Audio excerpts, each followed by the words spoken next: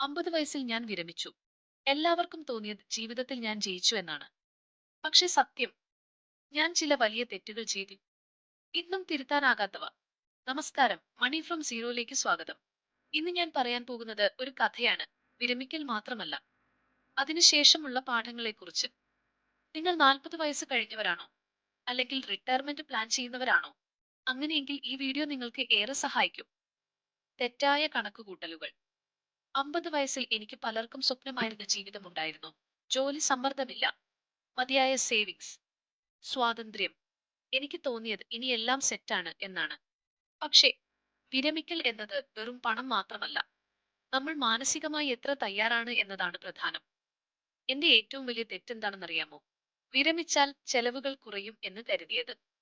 പക്ഷെ യാഥാർത്ഥ്യം മറ്റൊന്നായിരുന്നു. മെഡിക്കൽ ചെലവുകൾ കൂടി. ജീവിതശൈലി ചെലവുകൾക്ക് ഒരു മാറ്റവും വന്നില്ല. അവ പഴയതുപോലെ തന്നെ തുടർന്നു. നിശബ്ദനായ ശത്രു, ഇൻഫ്ലേഷൻ. എന്റെ പണം കൂടുതലും ഫിക്സഡ് ഡെപ്പോസിറ്റിലായിരുന്നു. സുരക്ഷിതമെന്ന് എനിക്ക് തോന്നി.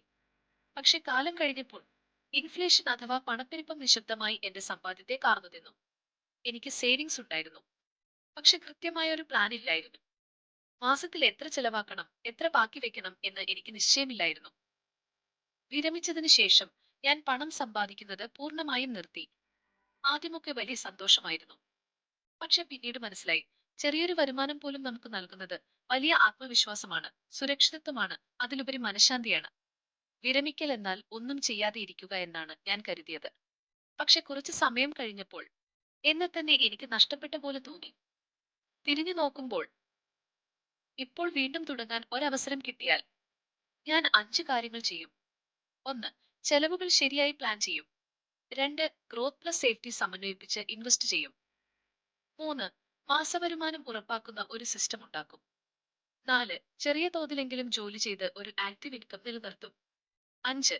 പണത്തിനു പുറമെ ജീവിതത്തിന് ഒരു അർത്ഥം കണ്ടെത്താൻ ശ്രമിക്കും. വിരമിക്കൽ ജീവിതത്തിന്റെ അവസാനമല്ല, അതൊരു പുതിയ തുടക്കമാണ്. ശരിയായി തയ്യാറെടുത്താൽ അത് നിങ്ങളുടെ ജീവിതത്തിലെ ഏറ്റവും നല്ല ഘട്ടമാകും. ഈ വീഡിയോ നിങ്ങൾക്ക് ഉപകാരപ്പെട്ടു എന്ന് തോന്നിയാൽ മണി ഫ്രം സീറോ സബ്സ്ക്രൈബ് ചെയ്യൂ. നമുക്ക് പശ്ചാത്താപങ്ങളില്ലാത്ത ഒരു ഭാവി കെട്ടിപ്പടുക്കാം.